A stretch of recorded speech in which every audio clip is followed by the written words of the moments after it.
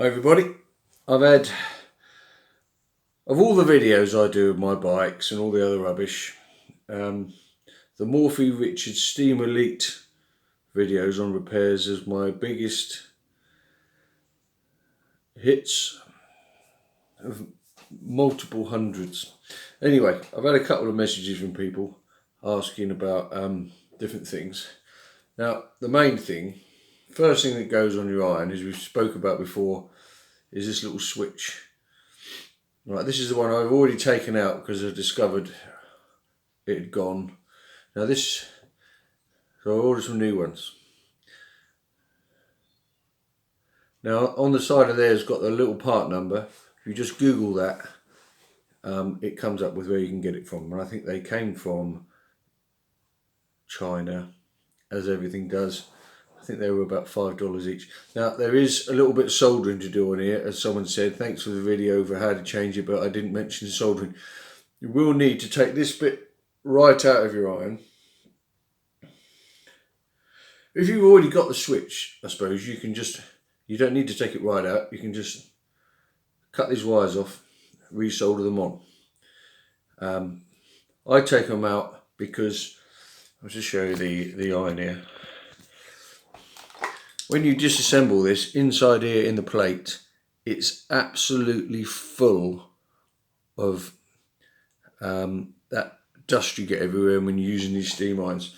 I just thought I'd show you a little bit of the taking apart process. Now this is the back plate. It's got these little triangular screws which you can get in there with a normal electric screwdriver, if you've got a couple of these with the small tips. And they're the only two screws which aren't normal Phillips screw heads. Now to get this bit off, you just, inside there as a little plastic thing, you just ease that up. If any of these catches, I don't know if you can see them, you just ease them with your screwdriver, and when you get to the bottom there's that one last one which is a difficult one to get out.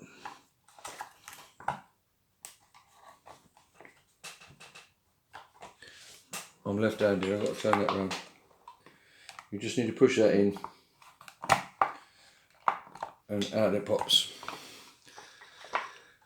You need to be careful you don't lose these pieces. Make sure you take your photos of how it all goes back in. And when you're putting that back in after you've done your switch, you need to make sure when you've got your switch in there, as you're pushing this down, the spring won't line up with that little round pestle there. You have to just get your screwdriver, line that up while it's up, so as it comes down, it comes in the right place. That's the trickiest bit. If you pop that on quick, the spring misses, and then the switch doesn't work. I just thought I'd do a quick video of the iron taken apart so you can see what you're looking at. 3 screws to take the main body off.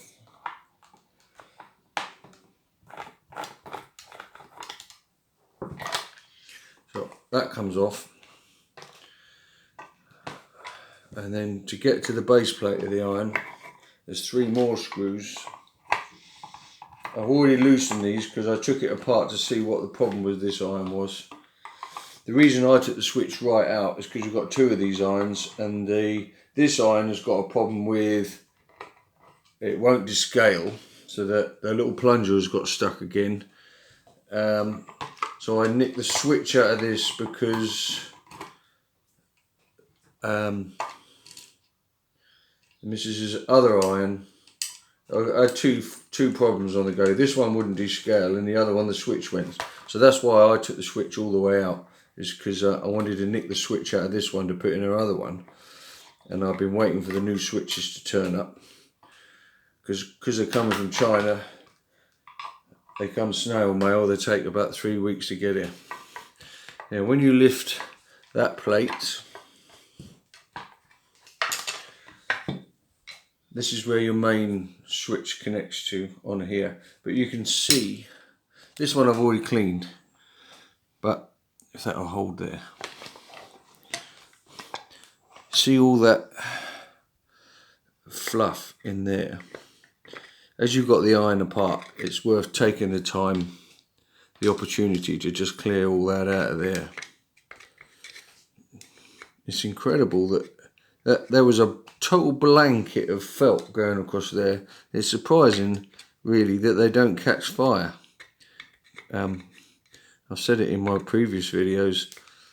You can just see the thickness of that fluff that comes out there. Anyway, so what you need to do is just cut that heat shrink off of there. Just carefully trim that back. You can either use the soldering iron to desolder that, or just cut that off. Just cut the wire back. You've got enough play just to trim that flex back and resolder it onto your new switch. Now the noise you're listening for,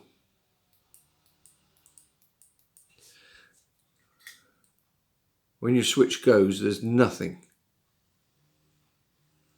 So there must be a small piece of metal in there that just snaps after constant use. You think how many times you press that button. Anyway, I'm not going to show you the whole video on soldering, but all you need is a pair of cutters for the flex, some solder,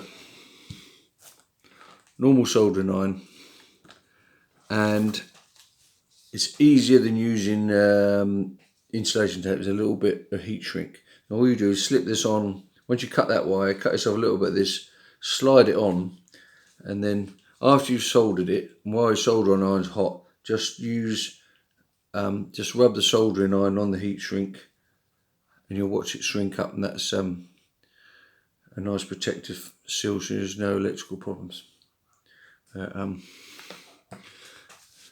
Apologies, I might do another new video later of taking the main body apart for looking at the descaling problem.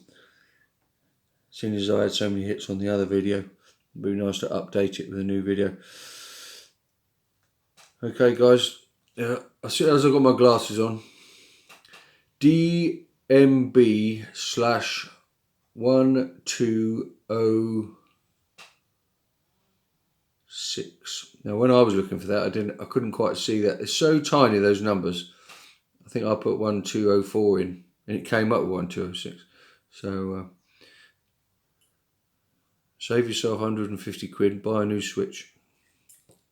Okay, bye.